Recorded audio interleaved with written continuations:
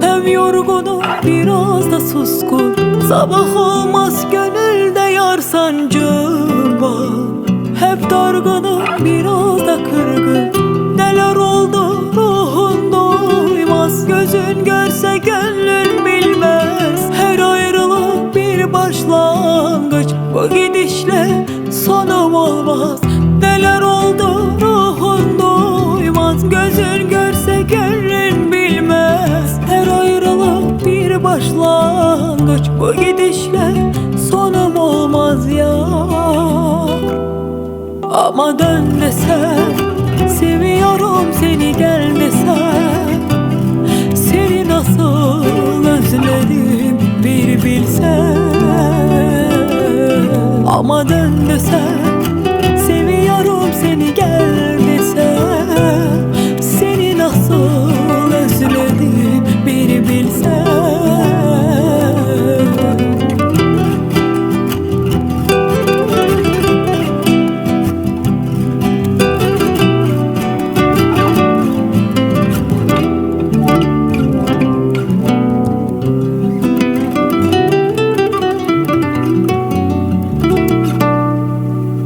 Zaman olur gözümde yaşlar çağlar, gah akarlar gah dururlar.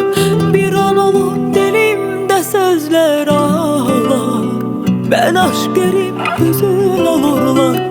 Neler oldu ruhun doymaz, gözün görse gönlün bilmez. Her ayrılık bir başlangıç, bu gidişle sonum olmaz. Neler oldu ruhun doymaz, gözün görse gönlün bilmez. Her ayrılık bir başlangıç, bu gidişle sonum olmaz ya.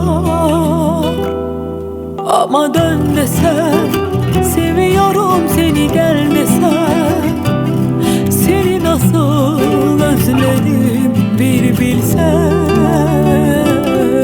Ama dön desem, seviyorum seni gel desem, seni nasıl özledim bir bilsen.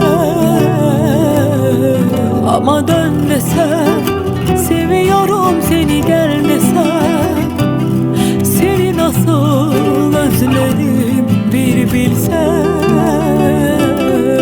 Ama dön desem, seviyorum seni